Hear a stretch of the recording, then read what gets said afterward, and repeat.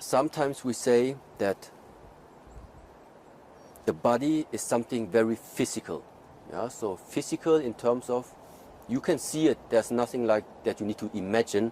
We all have a body. But now when we say mind, okay, but how can I show you my mind right now? The only thing that you see is the body. But we still talk about, yeah, but there is this mind. So in our tradition we say yes, because the mind is something that has no form. The body is the representation of form. So we have something formless and we have a form. And what is happening in between, what is connecting the formless with the form, that is the breath.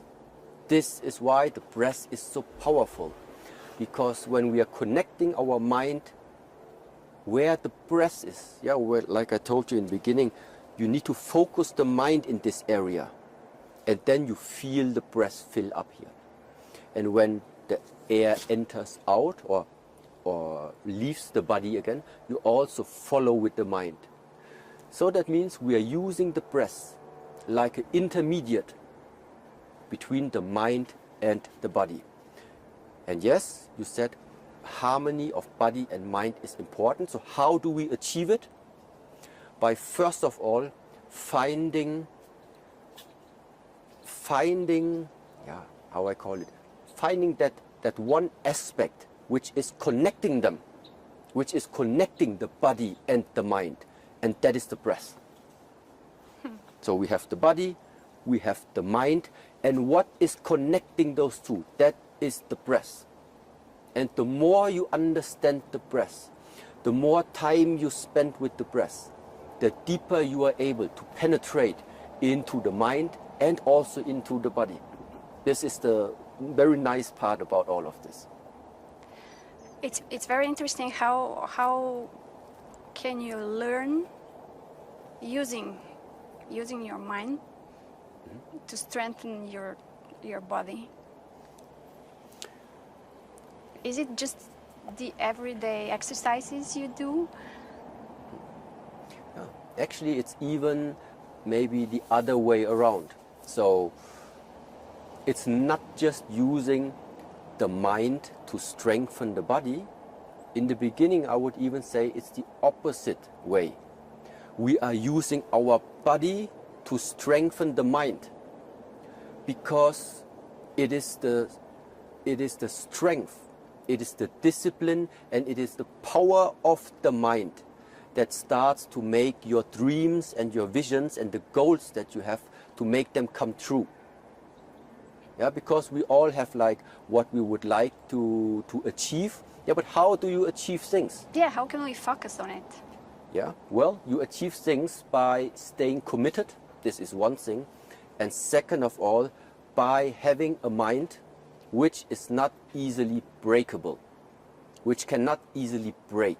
And how this can happen? So, and this is why when we are using our body, for example, just standing in different positions, just staying still, 10 minutes, 15 minutes, don't move. Then what will happen is, slowly you start, maybe you get tired, the body starts to shake. But what is giving up the first is not the body.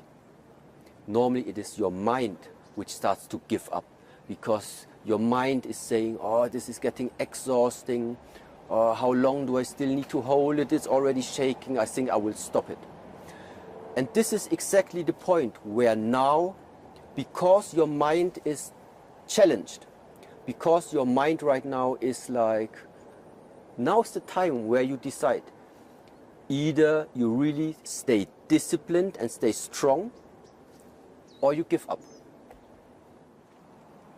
How can we not give up? And how to stay focused? Yes. So, staying focused. No. What is giving up? Yeah, what is giving up is the mind. What for many people is giving up, what for many people is causing problems, what is causing the anxiety, what is causing that you have fear, what is causing that you're always worried about what will be, and all of these things are, what is the problem? The problem is the mind. The problem is the mind. So how do we solve it? By, first of all, learning more. What is the mind? Yeah, this is one very important aspect, to learn what is the mind. Because in the moment, yeah,